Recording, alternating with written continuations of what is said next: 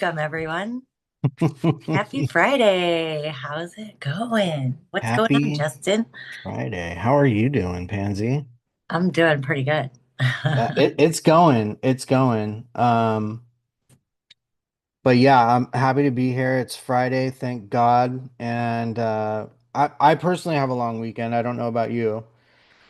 You You have always a have a long long weekend. weekend? Yeah. So Monday, I don't have stuff on Monday, so that's good.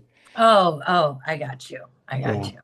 I Yeah. don't know. My days and weekend, they're all the same to me. Like, It all blurs together for you. so yeah, we have a lot of good news, big news, for everyone joining us today.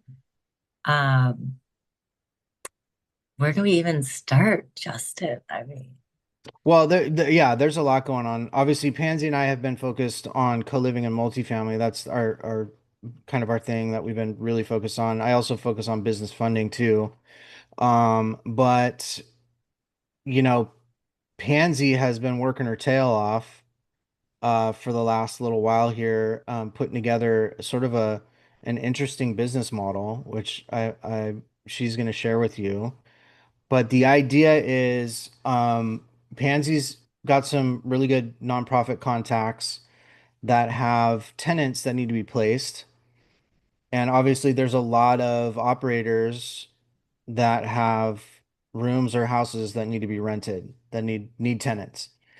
We're still working out some of the very, specifics with this, but it's going to be we've gotten a really good response from people on this, so it's really just about matching the two together, and that's going to be true for us too. We're going to be operators, or we are operators, and we're going to have rooms for rent. And so, what better way than to help a nonprofit place some of their tenants that need housing and match those folks with a lot of our operator friends that have rooms and or houses that need to be rented. So really interesting opportunity there for us and for us to help our friends as well. So that's coming up. We're also going to be working with a couple of friends of ours, Mitch Roy and Richard Nolles, to be doing a essentially an underwriting a weekly underwriting Zoom. And the idea is for people that have properties that have leads, have deals they need help underwriting. We're gonna provide an outlet for that. And this is nothing new. This stuff has been done before. And but we're trying to be different. We're trying to be different in the way that we approach it because one of my I don't know about y'all, but one of my biggest problems when I first got started in real estate was, you hear this whole like, oh, this is a, community and work together and blah blah blah blah blah. But then when you actually reach out for help, it's like, oh, bring me a deal, right? Bring me a deal. If you don't have a deal, I don't want to talk to you. Well, I understand to a certain degree where that comes from. People's time is the most valuable thing besides their friendship, right? Like JJ talks about. For those of you who don't know JJ, I'll put a link in the description in the chat afterwards, but he's one of the best networking guys out there. And the most valuable thing you have, I would argue, it's not just your friendship, it's also your time. So I understand where people come from on like, look, don't really bother me unless you really have something going on. Like if you have a deal, then I'm willing to spend my time looking at it with you. In other words, don't bring me hypotheticals. But the problem is for people who are getting started that maybe don't really understand what they're doing in certain areas. The whole problem is like, yeah, I need help finding a deal. I need help getting this deal across the table. And I need someone to kind of hold my hand a little bit with this. Like our mentor Pace talks about this. What most people need is not a mentorship. What most people need is coaching.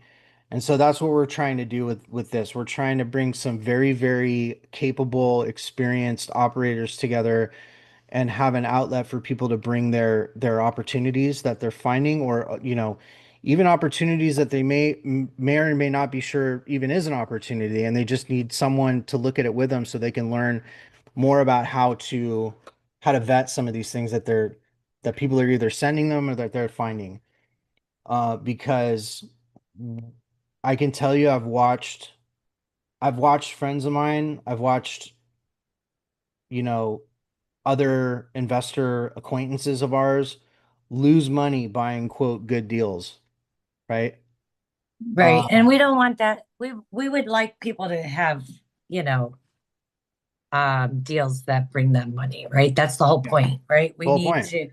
We don't want to get people in crappy non-performing deals. So, Right. but I wanted to go back to and speak a little bit more because more people have joined us Mm-hmm. and whatnot about the co-living and the nonprofit thing. Mm-hmm. So, um, I mean, my passion has been for the longest time to how can I help people who can't afford a place on their own? Because myself, I've needed something more affordable in many, many times in my life and currently now. So I'm going to turn my house into a co-living property so it can house more than one family at a time. Mm-hmm. Um, and so I thought, well, who would I go to find the people, right? I Mm-hmm. mean, yeah, you could find the average renter out there looking for a place on a lot of these apps. But as Mm-hmm. far as people, who are reaching out for resources, a lot of times they don't know about these other programs and whatnot, and that there's people out there um, like ourselves, right, that want to help and are willing to find ways to work with nonprofits and other programs to house people, Yeah. whether it be vets, sober living, single moms, single dads, whatever, right? Like, so I wanted to reach out to some of these smaller um, nonprofits because a lot of these larger corporate nonprofits get plenty of attention. And honestly, if you don't know, when you donate to them, it doesn't necessarily go to your local community. Versus if you go with somebody, a small local nonprofit, it goes to the local resources. Mm-hmm. So, and that is where I want to put things in the local resources Mm-hmm. and work with the smaller nonprofits. And I feel that they work with more people that would regularly get overlooked by systems um, that work with the larger, more corporate nonprofits. So, anyways, so we're building a system to be able to quickly link empty rooms, empty houses up to directly with the nonprofits that have the funding and need those people to go into rooms. Mm-hmm. Of course, there will be a fee for this service. Hey, Sherry, thanks for joining us. What's up, Sherry? Um, because it's going to cost something to build the system and make sure the proper things are in order and people get what they need. Um, So it's going to be a process, but before then, we're going to do our best to start linking people up as soon as possible Mm-hmm. and getting things going. Um, because the faster we move, the sooner people get the help they need, and we could do this more. And soon we do have somebody joining us that is bringing an opportunity for others to get in on this with us Mm-hmm. as far as owning a house Mm-hmm. of your own to Mm-hmm. place people, whether you be a nonprofit or an investor.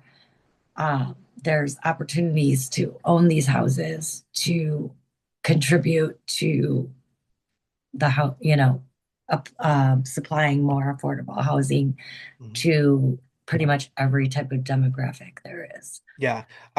Which by the way, I love the fact that you mentioned something important. It's going to the local resources, which Yes. by the way, if you're a co-living operator, when you be not if when you become a co-living operator, that's who you're going to be dealing with is the local municipality. That's who is going to be directly affected by the essentially the affordable housing that you are providing, right? So, um, to be able to link up with someone like a nonprofit that works in the local municipality to get people placed in your property, not only is it beneficial to them, but it's also beneficial to you as an operator because they're going to be keeping your property, you're going to keep people housed and keep your property occupied, right? That's one of the biggest challenges with co-living as a from a management perspective is Well, keeping in people in. general, as an investor, Yeah. many times, you know, it's sometimes you have a house sitting there for whatever reason and you can't get it rented, hmm right? hmm And this is another way to fill it. Somebody else in our community of investors fills houses with insurance people, right? Yep. So Yep. this is another way to fill housing for an investor. So Yeah. I don't think people realize like when you underwrite most properties, whether it's a multifamily or co-living or whatever, it obviously depends on the funding you're trying to get, but for the most part, to be conservative in your underwriting, you need to underwrite at least a 10% vacancy rate. I know that's kind of like a lot of jargon there, but what that means is 10% of the time for the entire year, 10% of that year, you're going to be vacant, having to get people put in that property, and that's a cost to you as an operator. And most especially DSCR lenders, they won't even lend to you unless you've underwritten that number in there, at least that number, because then it shows them really like, oh, how is this property really going to operate? Because it's not just going to be 100% occupied the whole time. Now it could, obviously, you could be 100% occupied for the whole year. It does happen, but for the most part, you got to underwrite at 10%. By the way, yeah, like Pansy was saying, our friend Chad is going to be on here with us. He's running a little bit late, but he's going to be presenting an opportunity for everyone to get into their first deal. But before he gets there, I wanted to talk about this, like getting your first co-living deal, and this is one of the lessons that we've learned, like you have to partner with somebody unless you have experience well, it's because not that you have to. I Let's say this. It is wise to find someone who's already done it and to partner with them because it's not just your average buy a house and rent it out. And even that is, if you've never done it before, has a lot of learning and growing to go with it. And well then to add yeah. on co-living, where now you're renting by the actual room, is a little more involved. So I wouldn't say you have to, but it's highly suggested you do. I would say if unless you have the experience of operating something like a co-living property, because not buying the property is the first step, right? Raising the capital if you don't have your own capital, finding and buying the property is the first step. Then you have to get it converted. So then there's the whole conversion process of adding the rooms and getting, any Well, quite necessary possibly. renovation It's done. gonna be, it's gonna vary, right? Depending on your model and what you I'm set just your saying house in up to. general. I'm just saying in general. But And usually, yes, there's costs involved to get yourself set up.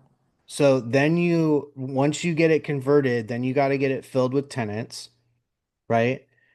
Yes. And there's fees that go along with getting the property, getting tenants in place. There's work that needs to be done to screen tenants and all that. Like all of that can be handled for the most part by property management, and Pad Split can help with that if you're using Pad Split. Justin, can But you shoot him the link, oh, please? did he not have the link? I guess not. Interesting. Sorry to Yeah. interrupt, but Yeah. So anyways, and that's why it's highly suggestive that you partner with somebody, and partnering with somebody requires that you have some kind of relationship with them.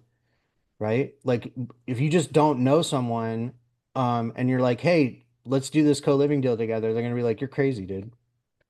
I don't even know you. But anyway, so you can So see build some why, relationships in the different communities with people but who are doing the business, that right, model that you want to do. right. But You then that's why like what we're know? about to talk about right now is really cool because it helps kind of cut a little bit of that work out, um, that you would normally have to do to find and partner with people.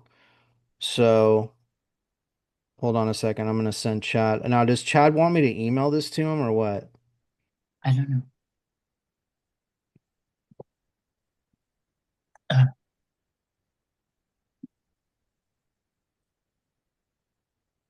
One second, guys. Thanks everyone for your patience and thanks for joining, man. This Yeah, was a yeah, good turnout, and I hope that you guys find value in what we're bringing here. yeah. I think it'll help a lot of people. I would also say, like, definitely DM us, give us comments, let us know what you guys are really looking for because we have, between Pansy and I, we have a lot of friends, a lot of contacts, a lot of resources that we can bring to help people. That's what this is all about. It's about networking ultimately, but it's about helping each other out and having everybody come up, right? The Yes. the idea is a rising ship, right? Or a Yeah, rising tide raises all the ships, hand something up, like that. not the hand out, you know. Yeah, So, yeah. well, If you haven't already, if you haven't already, like and subscribe. Um, Here is the YouTube channel and then the Facebook group. Actually, in the chat, how many of you guys found us through the Facebook group and how many of you guys just kind of found us through like Pansy's posts I'm or pretty sure everybody here is from my posts. probably? Yeah, that's what I was thinking. You know what? I'm gonna go ahead and officially start the show. Thank you guys all for joining us. It's Well, Friends it, with it Benefits. officially started. Sort of. It's the Friends with Benefits podcast. I'm Justin. This is Pansy. Thank you guys for all being here and for being a part of this and for participating. Remember, again, this is about networking. So for those of you guys in here, hit each other up in the chat. Share each other's phone numbers. Get to know each other and start networking with people. Um, you need the people and the resources. You need to have those relationships before you need it on a deal, right? Absolutely. So, and Pansy, thank you. We're at episode 50 now, which is this is an anniversary episode tonight. So, Chad, welcome. You're on our 50th anniversary episode here. So, Love it, welcome. guys. Thanks for having me. Yeah, yeah. So, without further ado, I'm going to bring up our good friend Chad Yesilova. Yeah. Yesilova. He's actually been on before. He's a returning guest, so I'm going to bring But him up. he What's up, just brings Chad? us so much awesomeness. He So let's have does. him again. He does. Yes, he does. Yeah. By the way, did you get our logo? I emailed you the Certainly. logo file.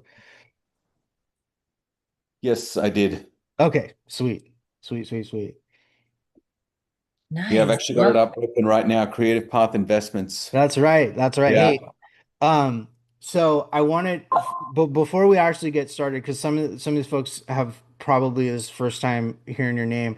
So for those who don't know you or don't know what you're doing, give us a little introduction. You know, where do you hail from? How did you get started in this? And what do you got going on right now in the co-living space? Yeah, sure. Okay. So, I mean, going a little way back, I'm a former stockbroker turned entrepreneur, and I had my businesses, but I didn't know what was around the corner. And then when COVID hit and the interest rates went up, that's when I wished I had a second income stream, but I didn't. So, just like everybody else in the industry, I was retreating.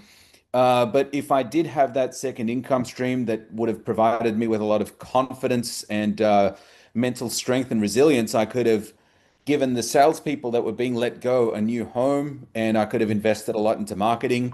But while obviously I did retreat just like everybody else, I did the next best thing, which is actually just invest that time into building that income stream. So since then, I've got a 19 property portfolio, 13 of those are co-living.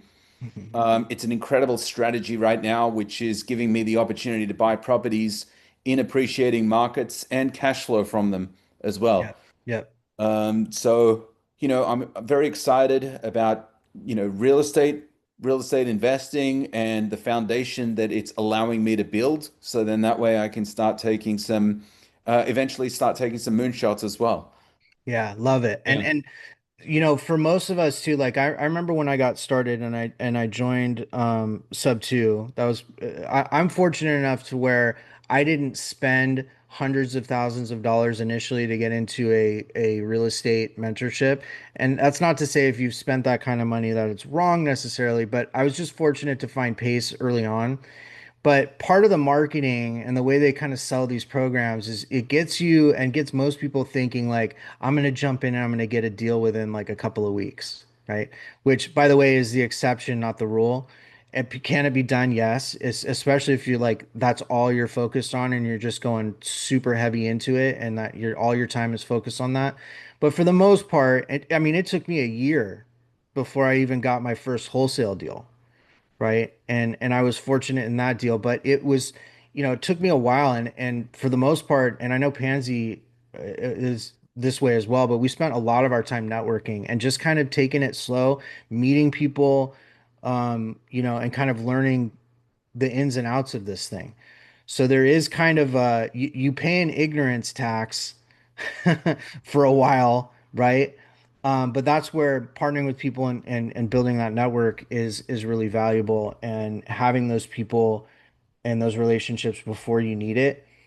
Um, but again, the exception is you have to spend some time, right? And for you, Chad, you'd mentioned you didn't have that income stream initially. Like, how long did it take you before you really started, you got your feet under you and you started really kind of feeling the momentum start to carry you? How long did it, would you say, like from when you first started Yeah. to now? So I guess in this sense, compared to a lot of people, I may be a little different. I Yeah, do have an entrepreneurial background, so I knew that what was going to enable me to get into my first deal really quickly was partnering with someone, right, right? So this right. person was many, many steps ahead of me. And what I was outsourcing was the decision-making process, right? So they were in charge of underwriting and deciding to move forward. And so those were two areas that I was not confident in. Yeah, And but being partners with him and knowing how conservative he was about the numbers gave me the confidence as well. So I thought, okay, well, if he's doing the underwriting and the numbers do work out and he's happy with it and he's happy to move forward as well, then I'll just trust him and go with the process. yeah, love it. Love it. Yeah, So you knew right away, like you kind of knew early on, like, look, I need to get with somebody that's got a little bit of a head start on me in this industry, right? And start partnering with those folks, right? yeah, So that was smart. Yeah, I mean, for me, honestly, I flied solo for a little bit, and I was just trying to take it slow and absorb the knowledge and just kind of meet people and spend my time doing that. I didn't get, like Pace likes to say, I didn't get horny for a deal right away. But yeah. but a lot of people get that. A lot of people get that FOMO. They get that, I got to do it right away. And I'm telling you, I've watched people lose a lot of money Oh, because absolutely. they didn't do their due diligence. You know what I mean? They Yeah, and I'm guilty of this too. Don't get me wrong. I'm guilty of this too. I trusted I trusted that the leaders or the people that were running the show knew what they were doing. And that's yeah. on me though. That's not their fault. I don't blame them for that. I could have made the call. If I had done my due diligence, I would have been able to make that call, right? But also stuff happens too, right? With real estate. It's not always like market shifts and things like that happen.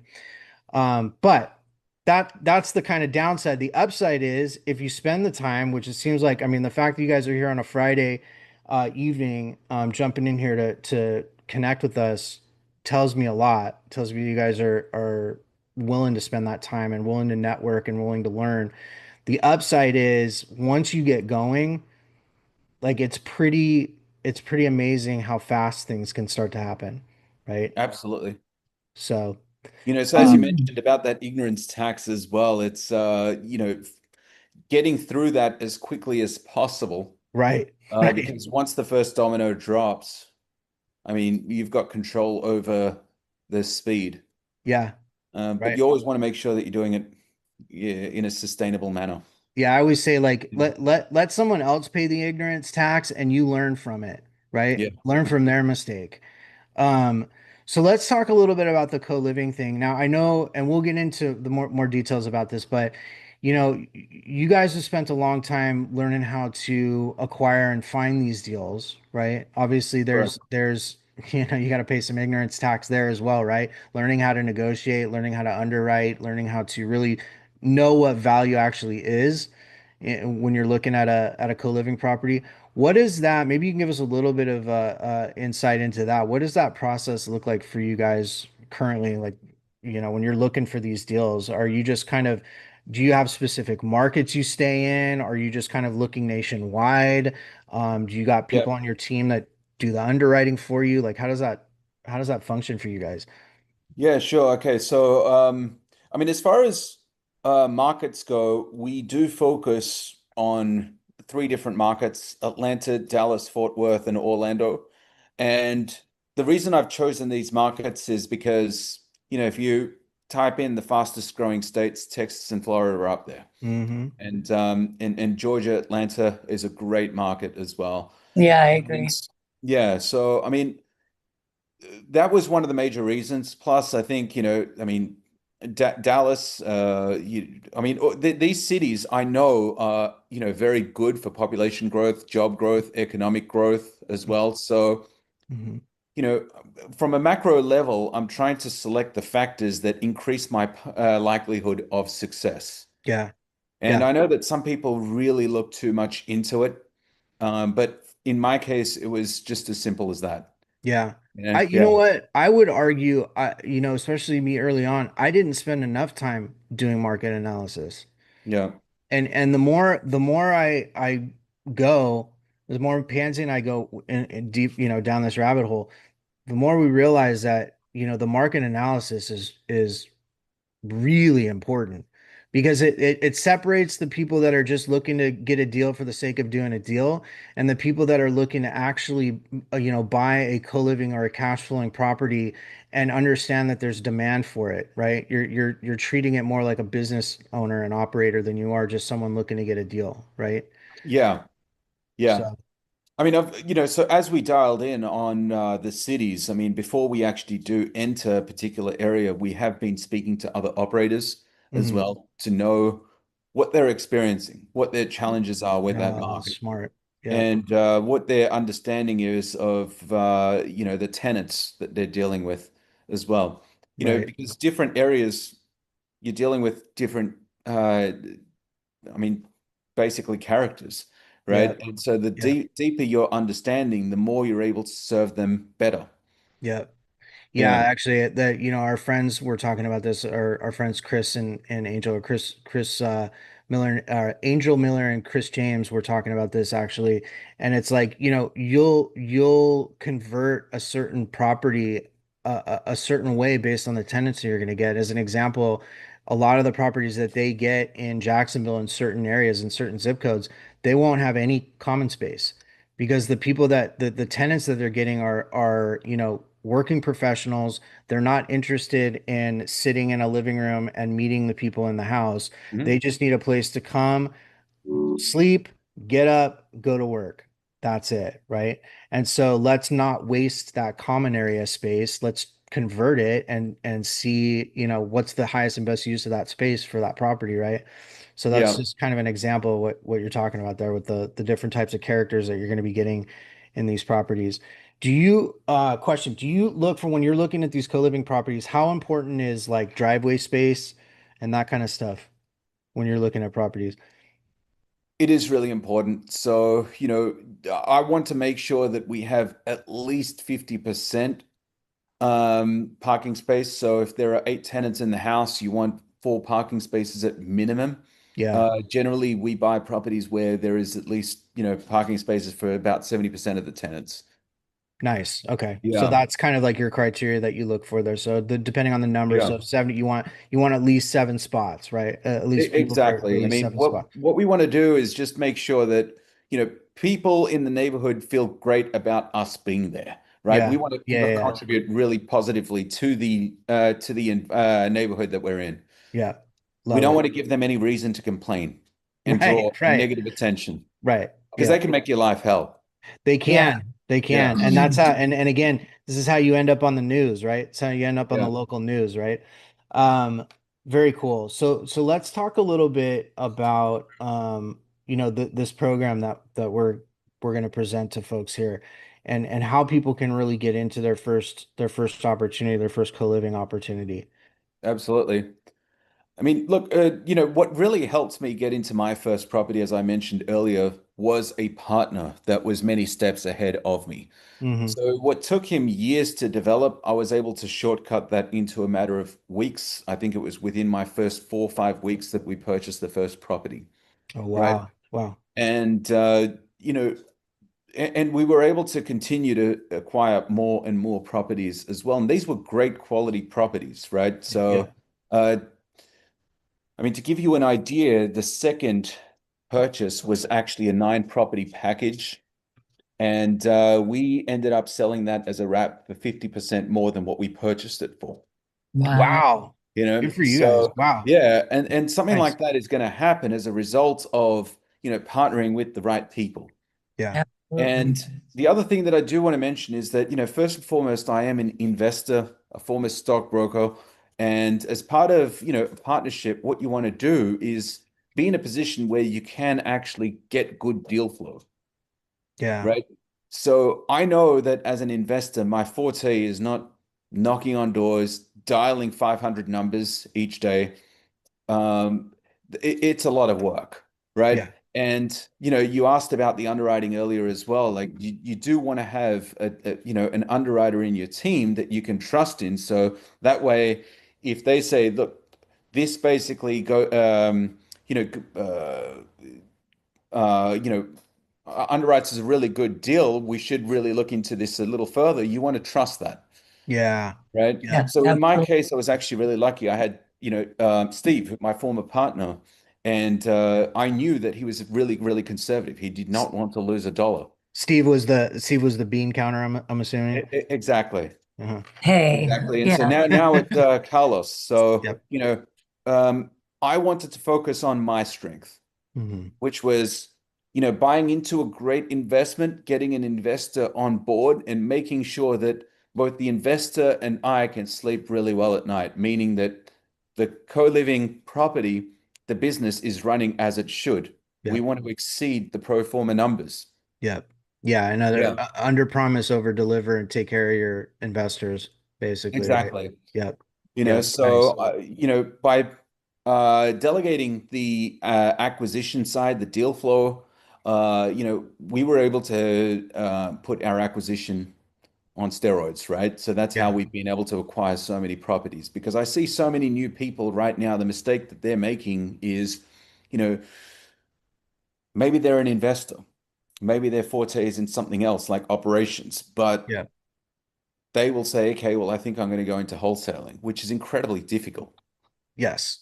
Right? Yes. Yes. Yeah, Yes, it is. so I mean, you'll notice that maybe 3 months may go by and you may not even come across a good deal. But even if you do come across a good deal, because you've neglected the underwriting or that decision-making process of moving forward, Mhm. even when you do come across a good deal, you don't have that confidence. You don't have that ability to identify a great deal, Yeah. Yeah, right? you do So you right. That's spend, a big yeah, one. That's a yeah, big one right there. And I struggled with that for a good while, like really not second guessing myself, looking at it and being like, that's a good deal, right? Having that yeah, confidence to look at it and know beyond a shadow of a doubt that's a good deal. Now there are ways you learn over time of how to do that, but building that confidence can take, at least it took me a while, right? Because I'm one of these people, and I freely admit it, I overanalyze shit. I really do. yeah, Like I get caught up in the analysis paralysis because again, You know, one, you haven't done enough deals, right? Haven't done enough deals to know and haven't spent enough time really underwriting. You got to underwrite a lot of properties before you start to see that pattern, right? Oh, that's what a good property sort of pattern looks like, right? And so I struggled with that. So you're folks that the point is though, you guys have been at it for a while, right? Yeah. I think we talked about this earlier. You know, one of my red flags that gets raised when I see like people who are relatively new, and their portfolio is just going up exponentially. Like I see them taking down multiple properties, or if I see them talking about how many properties they're buying and this and that, and they're relatively new, my spidey sense goes off, right? Because if you're that new, do you have the infrastructure, the team, the experience to manage and take care of those properties? And unless you just have a ton of money in the bank, you've probably got capital partners. You've probably raised some capital. So are you taking care of those people? So anyways, and that's just from experience watching people lose a lot of money. So one of my red flags is seeing that with newer folks and their Yeah. portfolios going I mean, crazy. one thing that I want to say about, losing money is that maybe sometimes people are too focused on not losing money. If you notice, like all the greats, even Pace was talking about this in his webinar last night as well. I mean, he's lost money. He's been scammed Yeah. before as well. And so the idea is not like, how do I avoid this and, you know, paralyze myself from moving forward? Yeah. It is how do I, gain so much like extra knowledge so that if things do go pear-shaped, what additional exit strategy can I implement? How can I That's a good move point. quickly? Who do I need to align myself with? Right. Yeah. Um, you know, and along the way, you need to really be open-minded about like, okay, what new skill do I need to acquire here? Because you're right, like, if, for example, costs do blow out and you don't want to hurt that relationship with your capital partner, it is how do I, increase my active income to be able to support this, Yep. right? It's Yep. being open to, that new knowledge and not closing yourself off by saying, okay, well, I failed. I'm going to give up. Right. Right. Right. Yeah. That's true. And you know what? Again, for me, it's not about not, obviously I'd like to not lose money. Everybody would like to not lose money. But it's funny how that focus kind of shifts over time, right? You're especially myself, like I was getting paralyzed with like, look, I'm not confident this is going to be a good enough deal to where we're not going to end up losing money, right? So you don't have the experience or the confidence to know what a good deal is. That's number one. But then shifting your mentality of, instead of focusing solely on not losing money, let's focus more on how I can gain the knowledge. And if I do start to fail, or if I fail here and fail there, what experience, what knowledge did I gain from that? And how can I use that to progress myself forward even faster? Right. So I think that's kind of just to kind of reiterate what you were saying there. I think it took me a while to get that, right? It took me a Yeah. while to start to understand that topic. Well, so let's talk a little bit about the program. How do you want to do this? Do you want to introduce it? Do you want to kind of Do you talk need to through it a share little your bit? screen or Yeah, do you anything? need to share your screen or?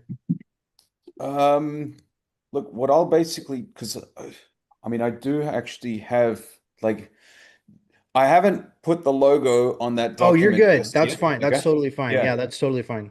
Yeah. So basically, I mean, what I want to talk about, and before I show any document, okay, is that there are, 5 stages that one needs to go through to get into co-living, Yeah. right?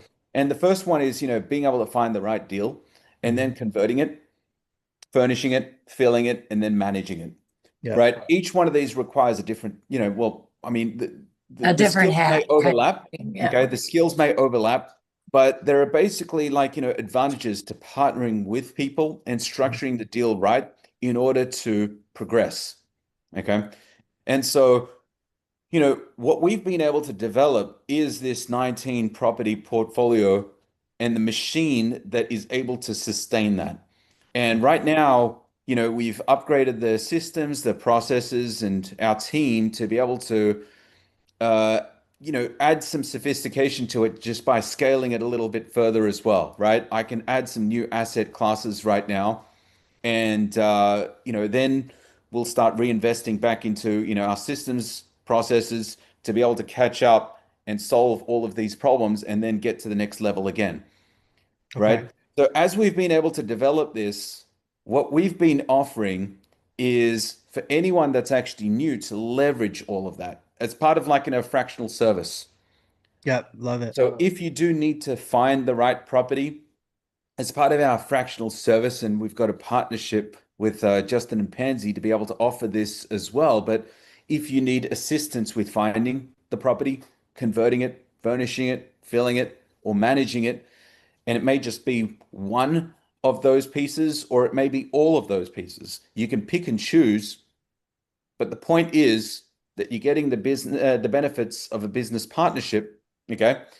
Mhm. And I mean, you can either own it or you can basically partner with Justin and Pansy as well, Mhm. okay? So then that way you've got a trusted team of operators who've got a great network, and we're part of that network as well, where answers are going to be readily available for them based on experience. Mhm. So Yeah. as part of a 13 property portfolio, we've encountered many different problems, and we've been able to overcome them. But also, we've got our own community as well of co-living operators as well. And Yeah. so we're leveraging from their experience as well in order to achieve the likelihood of success. And Yeah. that's what it's all about. I mean, we were talking about losing money earlier, but at the end of the day, you want to focus on how do I increase my probability of success? Like if I'm in a good market, Yeah. I'm going to increase my success. If I have a great deal at a low interest rate that is below market value, I'm going to increase my probability of success. If there Right. are other properties, co-living operators in that area, and they're able to rent it at a higher price, but if I decrease my price and I'm still getting a good return, I'm increasing my probability of success, Yep. And right? guys, for those of you who are on here right now, we'll be sharing more of how you can start to access these resources, start to do deals and partner with us and with Chad and his team as we put it together. But they've already got most of the infrastructure set up and all of that ready to go. We just need to get some things finalized. But as we do, we'll be posting the link in our Facebook group. For those of you who are not in our Facebook group already, I'll post a link to it again in here. But for those watching after the fact, we will be providing all of the resources in the this video description and also in our Facebook group again. So I'll be, for those again watching after the fact, you check the description. There'll be links to the Facebook group, to the YouTube channel, and to the resources that we're describing in this video. So keep an eye out for that. But it's not going to be much longer after this video hits that information will be available to you guys, and then we can it's Get to the rocking moon. and rolling, huh? Get rock and rolling to the moon. Yeah. Yeah. And I really like this because it sort of hedges between, the new folks that are really trying to get into there and really like buy and own and be a part of a real operation and get into that first deal in that way, and hedge between the people that have the experience, that can bring the experience and leverage that experience to really put together an actual good cash flowing profitable deal. Opportunity, yeah. Right. So, and I think a lot of people, it's not just people, need it. I think there's a real need for sort of that coaching aspect, if you will, right? The Sort of guidance, that yeah. hand Yeah. holding aspect. There's plenty of people that are great at, learning a subject and taking imperfect action and going out there and making the mistakes. And I'm one of those people. Pansy's one of those people. We just go out there and we start and learn and just start taking action and figuring it out as we go. But this cuts down on the time, I guess is the point I'm trying to make. This option cuts down a lot of that time, and you're still gonna learn. This is the thing that people don't tell you. It's like you still all of that stuff and all of that education and time, you're going to learn it anyways, just getting into a property and being a part of the process, even Getting though your you might hands dirty. getting your hands there, but even though you might not be wearing all the hats in the scenario, even though you might not be doing every little piece of it, you're still going to learn all of it. Yeah, That's kind of the hidden secret. It's like I was always of the mind like I need to do it. I need to understand it from top to bottom. And I'm worried if I offload a lot of that work to other people, like I'm not going to understand it, right? And that's not really the case. You learn it as you go along. If that makes sense. Again, hands-on learning. yeah, you got to get your hands dirty, but this gives you an opportunity to do that, be a part of something, and then also learn all of that stuff you wanted to learn anyway, right? I love it. Yeah, So, so I mean, as far as learning go, for example, what does it actually look like, right? So the deals that we're actually finding are between, 20 to 25% cash on cash return, and right? are you focused on creative deals? Mostly creative deals. Okay, like I don't want what to let kind a of good recession go to waste in this time right now. You've yeah, got, the yeah, lowest volume of transactions in the last 60 years. yeah, So there are people that are really desperate to get out of a very sticky situation that they're in. yeah, And so we're able to provide them with a solution. And in return, we're able to take advantage of some great interest rates right now. yeah, So we've got a property right now in Houston, 3.5% interest rate. Now, I yeah, don't think we're going to see an interest rate like that anytime soon. So this is incredibly valuable. yeah. And with this property, we've got the opportunity to convert that into, 7 rooms. Hmm. And, you're looking at about a 25% plus cash on cash return, Yeah, right? So to be able to find deals like that, the challenges that you're actually going to face is you're competing with experts like myself. When we yeah, see a good deal like that, we're able to snap it up really quickly, whereas you may take about 1 week to underwrite, analyze, based on your experience. And chances are, I mean, like if you do know someone, um, I mean, you're going to base it on your own experience, yeah, okay? And so yeah, you're not really going to know whether it is still a great deal or not, yeah. right? And while you're thinking about that, we've already snapped it up. You've already got it. You already bought it. Yeah. Exactly. Yeah, yeah, yeah. So Yeah. for folks who are on here, what does that look like for someone who wants to be a part of it? What does that process look like? Well, one of the thoughts could be that, I want to own 100% of it. Okay. Mhm. And you've got that opportunity where you can own 100% of it and you can still get the benefits of a business partnership without having to give away any equity. Right. So what does that mean? Well, we've already found the property for you. We'll convert the property, we'll furnish it, we'll fill it. And if you want to learn management, we'll teach you the management aspect so you can self-manage and take advantage of that extra cash flow. Hmm.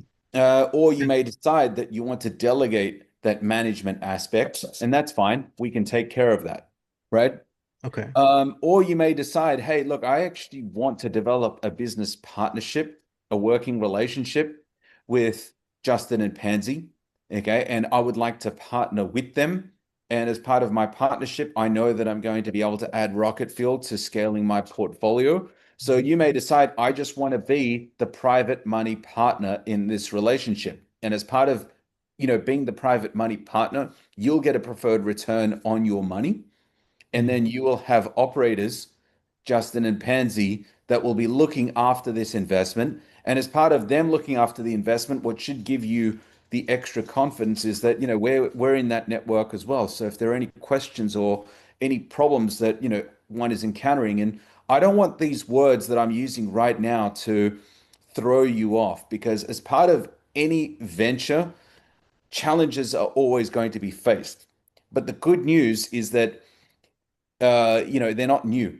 These problems and challenges have already been solved. And if you've got those people within your network, then you're, basically collapsing that time down to zero because the answer will be at your fingertips. Like you'll be able to get it straight away and Yeah. then Absolutely. solve Yeah. that I problem. could definitely say that finding people who have already done something right before me and going to them and saying, hey, now I'm interested in this. You're already doing this. Is there any way you can show me, has been a big help compared to trying to go and research and start from the beginning all on my own, Mhm. to learn and understand something. So I What now, is there a way for someone who maybe doesn't have a ton of money to invest in a deal like this? Is there a way for someone like that to get to be a part of it as well? Yeah, look, I'm a big believer that, there are four types of currency: money, information, network, and time. Yeah. Right? So if you don't have a lot of money, okay, that's fine because you can have an abundance of information. And if you're on this call and you're listening to it, then, you're already gaining this new information. If you are connecting with myself, Justin Pansy, you're building your network. And this is Yeah. something that's valuable for people who don't know us or who don't have people like us within their network, Right. right? Because we're discussing co-living. There are people out there who've got absolutely no idea what co-living is, Hmm. right? Yeah. And you may have time. So all of these things that I'm discussing right now, you're able to exchange with someone else that may have the money. So Yeah. how can you get involved? Well, you can bring them on as a partner. Whatever the Yeah. preferred return is, maybe they'll get it. And then you may split, like, you can negotiate what the split is going to be between all the different parties. Yeah. Right. So to give you guys an idea, like, my investor network, I mean, I refer to it as my investor network, but the people that I'm partnering with, I give them a 12% preferred return. Like that Nice. alone is an incredibly high return because if they've got money sitting in a checking account, they're earning like, quarter of a percent, Yeah. right? Yeah. Or less. Yeah. And Yeah. so I'm able to offer them a significantly higher return. But the other benefits that they're getting is a working relationship with someone like myself who is dedicated and committed to the real estate industry. And that is highly beneficial for people that are, for example, running their own business, but they don't have the time and they do want this additional income stream. It's an indestructible one. I don't think it's going to be disrupted by AI or anything. People are always going to need shelter, right? That's a So, really interesting. So I really am liking the business model around this.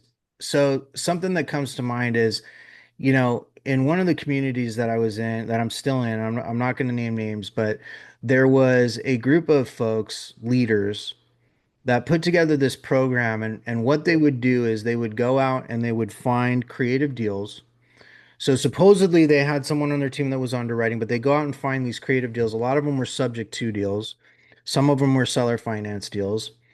And they would present these deals to the people in this community. And a lot of the other leaders in this community were presenting these deals to new investors, to people who had, capital to invest or what have you. And what they were doing with these deals is they were marketing them as wrap deals, right? So they would get them under contract as a subject to opportunity. They would get the money from the capital partners to take the deal down, right? So whatever the entry fee was on these properties, they would get that money from the capital partners and they would take the deal down. And then the idea was there's going to be about a 3 to 6 month window where we're marketing the property and we're finding a wrap buyer. And I know for some of you who don't know what the heck I'm even talking about, really what it means is we're finding a buyer for this property, like a homestead buyer or somebody who can't qualify for traditional funding, for traditional loans. We're going to find those people and have them buy this property at a slightly higher purchase price and a slightly higher interest rate than what we bought the property for with our capital partners, right?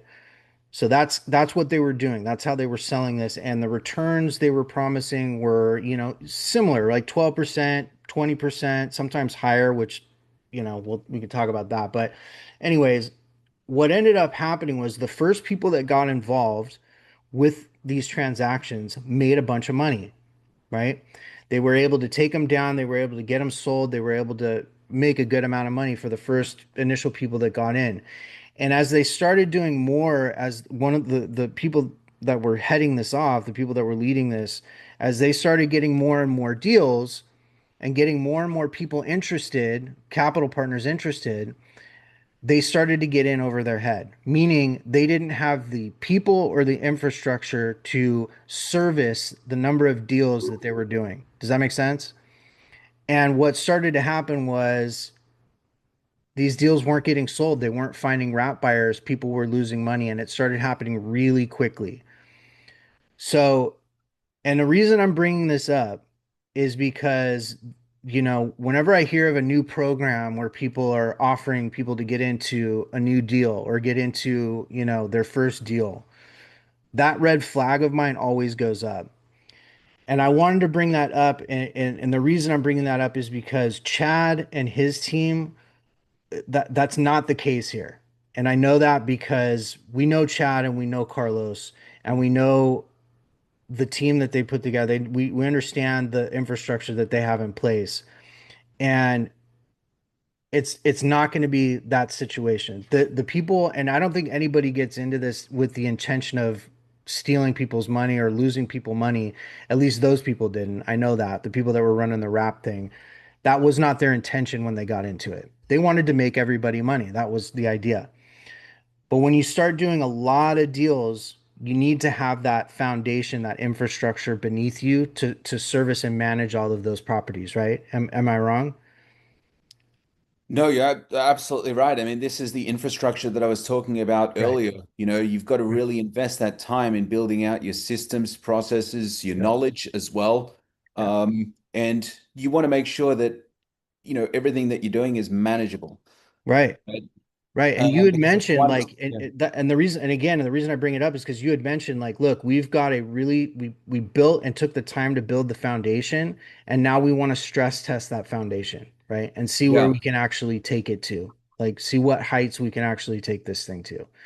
And that's the difference between what happened in that community that I was in where people lost money versus what we're trying to bring to the table here. Is there's already a firm foundation laid down with experience and time and dedication versus people that are really just kind of getting started. They've got maybe some experience, but have not taken the time to really lay down the teams, the resources, the infrastructure to be able to handle the number of deals we're talking about doing, right? So, and again, that's why I say when I see brand new people talking about how many deals they're buying, I see their portfolio supposedly going way up, my red flag goes off. It's like, do you have the experience, the resources, all of that to handle and to manage all of these properties? Because, what does Pace have at this point? I think Pace has something like 1 billion worth of assets under management, and he owns thousands of doors, but he's also lost millions of dollars. And he's also, I don't know many other people that can operate at his pace, if you will, for lack of a better word. I don't like his operational, um, you know, energy and experience. Just like I don't know a lot of people that can operate at that level. But again, he spent a lot of time and he was doing it for years beforehand. People don't realize like he was already a contractor and with a successful business before he ever even got into creative real estate. You know what I mean? So anyway, I wanted to kind of lay that out there just to let you guys know I've already thought of that. I've already sort of thought of some of this. So it's not the case where we're trying to get people in so that, you know, No, there's and no not urgency have at this not point. have the Yeah. Yeah, experience. and if Yeah. anybody has Yeah. questions at this point Yeah. about anything that we've discussed, feel Yeah. free to unmute yourself and let us know. We'll bring you up and you can ask your questions. Yeah. So, Love it. It is. Oh, Yvonne. Oh, sorry. I was reading Yvonne's message. All right. Well, cool. So I'm really excited about this. I know we're kind of getting over on time here, but I'm really excited about this. And we're going to have more information on this. So don't worry. We're going to be bringing you guys the information you need to get involved with this as we get it set up. And again, yeah, yeah, if any of you guys have questions, please let us know. yeah. And if anybody's in California, we're gonna be hanging out at Lisa's event Yeah, coming up spot up. March 4th. Oh, not just Squad Up. We're gonna be at Squad Up, but we're also gonna be at the SoCal in Los Creative Angeles, Nation Creative Nation. Tour, Yeah. LA meetup. Hmm. So Yeah. yes, we have lots So, and lots of things going on this year. yeah. And I really appreciate, I do want to say like we started this podcast obviously to share with our friends, to network, and to help everybody come up. That's the goal, is to network and bring everybody along with us that wants to come along with us, right? And do actual good business together. So I really appreciate all of you who are here right now, even though some of you might be brand new, haven't joined us before. Thank you for showing up anyways, and thank you for those who've been coming and who've been watching. We appreciate your support. And again, I'll put the information in the description and in the chat again for our YouTube channel and for our Facebook group.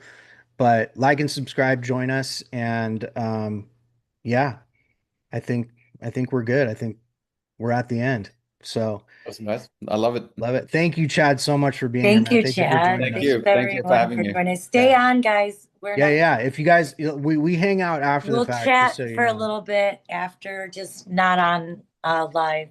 So Yeah, yeah. just to Yeah, let you we'll know. we'll take it off the record here. So, but I appreciate all of you, and we're gonna go ahead and call it. But see you guys again next week. This was episode 50. We're going to 51 and beyond. So come back next week. We'll be on next week again too. So see you guys later.